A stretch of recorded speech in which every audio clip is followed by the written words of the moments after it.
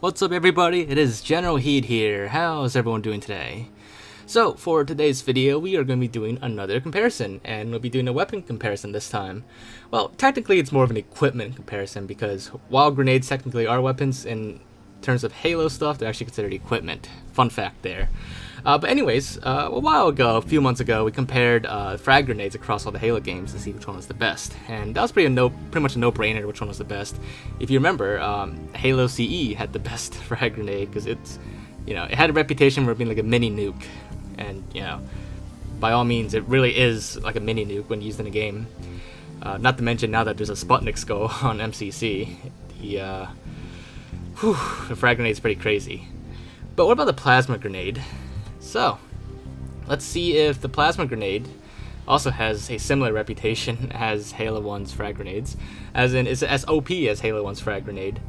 So that's what we'll be comparing for this video, and we'll be comparing all the Halo games except for Halo 5 and Halo 2 Anniversary multiplayer for the usual same reasons, and simply we can't.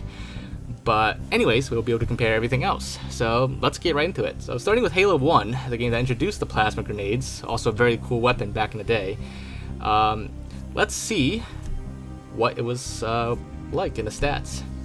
So the plasma grenade has a detonation time of 2 seconds after it's been armed, it has a blast radius of 2 world units, and it does 120 points of damage if you catch all the explosion, and when you stick someone it does 120 points of damage as well when it explodes, and it does no impact damage though.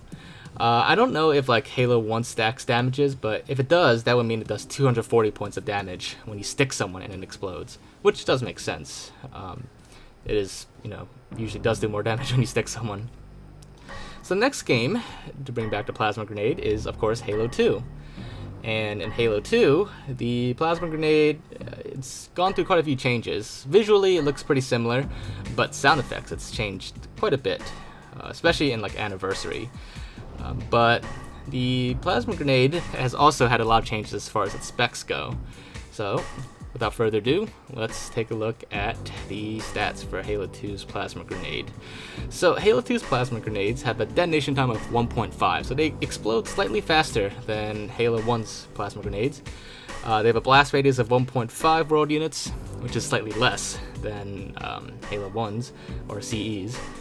They also do 120 points of damage on an explosion, but this time when you stick someone, it does an additional 400 points of damage. So combined, that's 520 points of damage, which is a lot more than 240 combined damage from Halo CE's grenades. So right off the bat, Halo 2 is already more powerful. It may not have as big of a blast radius, but it's definitely much more deadly. Next we have Halo 3. The color of the plasma grenades has actually changed a bit.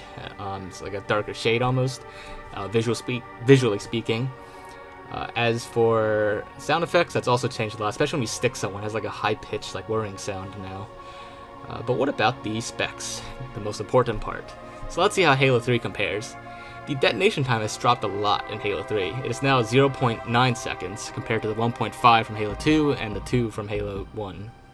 The blast radius has been increased again, 1.75, which is right between Halo 2 and Halo 1.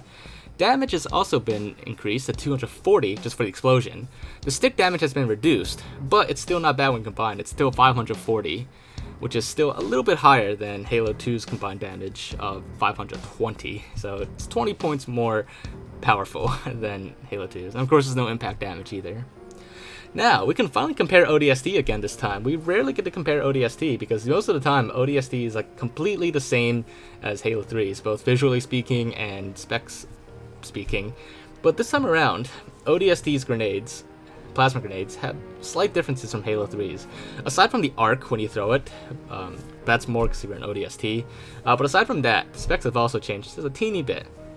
The detonation time has been increased back to Halo 2 levels, from 0.9 in Halo 3 to 1.5.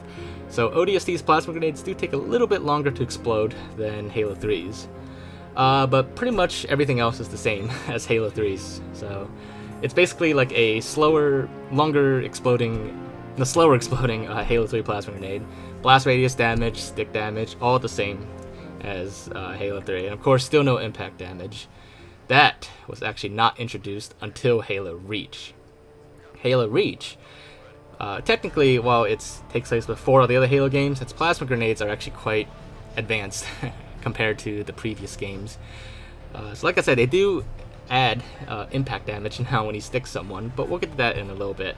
But other than that, everything else about the Halo Reach plasma grenades are pretty similar to their Halo 3 counterparts, at least visually speaking, and sound effects speaking. I mean, there's a few improvements here and there, but most of the changes are in the specs. So, the detonation time is slightly longer than Halo 3's, 0.95 compared to the 0.9 from Halo 3, thus making Halo 3's the fastest exploding plasma grenade so far.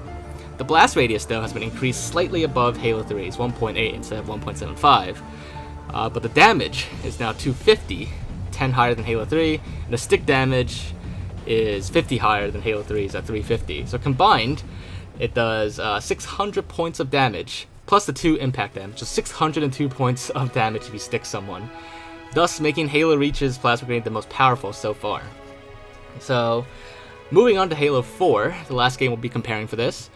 As you know, Halo 4, much like with Halo 3 and Halo 2, and of course ODST and Halo 3, Halo 4 has a tendency to be a lot like Halo Reach, like sharing pretty much the same specs, but having like some slight differences here and there. And that holds true with the specs here. It's kind of like ODST and Halo 3, really. The detonation time is still the same at 0.95. The blast radius, though, has been reduced by a bit from 1.8 in Halo Reach to 1.45. But everything else about Halo 4's plasma grenades, all their damages and stuff, are all the same as Halo Reach's. You know, 250 damage, 350 for a stick, and then 2 for impact damage. So a total of 602 points of damage when you stick someone. It's just a reduced blast radius that's different. So Halo 4's plasma grenade is basically a Halo Reach plasma grenade, but with a lower blast radius. So with that in mind, which Halo game has the best plasma grenade? Well, I would have to declare Halo Reach as the Halo game with the best plasma grenade.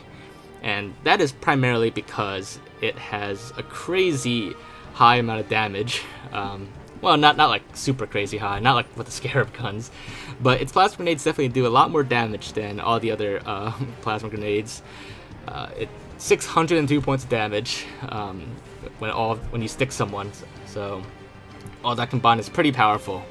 And then as for Halo 4, it may be the exact same amount of damage, but its blast radius is lower, so that makes it not as good as Halo Reach's, and that's why Halo Reach's is the best. It doesn't explode as fast as Halo 3's, but everything else about it is a lot higher than Halo 3's, so that's the only difference. I mean, if you stick someone, it doesn't really matter like how long it takes to explode. They're pretty much screwed at that point. But yeah, so there you have it. Halo Reach has the best plasma grenade.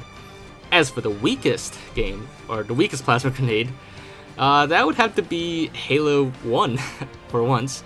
Normally, you know, Halo 1 has like a pretty OP weapon sandbox and everything's like super powerful, but this time, Halo 1, Halo CE, is actually the weakest of all the Halo games. So it's a little surprising, but yeah, there you go.